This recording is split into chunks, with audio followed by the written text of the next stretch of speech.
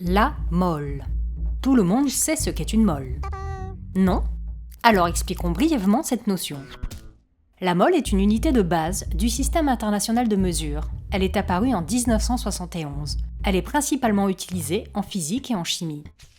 La mole est la quantité de matière d'un système qui comprend autant d'entités élémentaires, molécules, atomes, ions, électrons, qu'il y a d'atomes dans 12 grammes de carbone. Une mole d'atome contient environ 6,022 10 puissance 23 atomes. Ce nombre est appelé constante d'Avogadro.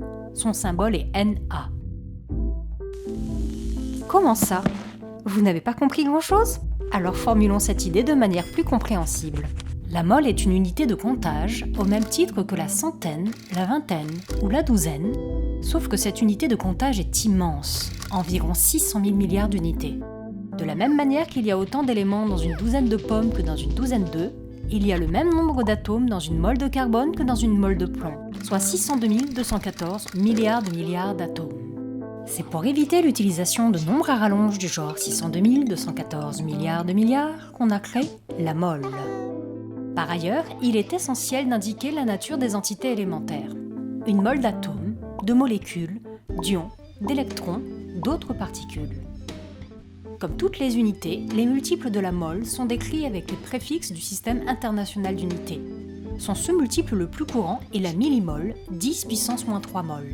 Mais il existe aussi la mégamole, 10 puissance 6 mol, la gigamole, 10 puissance 9 mol, soit 1 milliard de mol, et aussi la pétamole, 10 puissance 15 mol.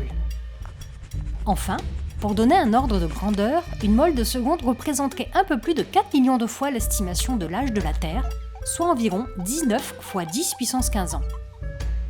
Une mole de grain de sable très fin est contenue dans un volume de 10 km3, soit un cube de 2,5 km de côté. Une mole de pop-corn permettrait de recouvrir la surface des États-Unis d'une couche uniforme d'une épaisseur d'environ 14 km. Voilà, aujourd'hui, vous en savez un peu plus sur la mole.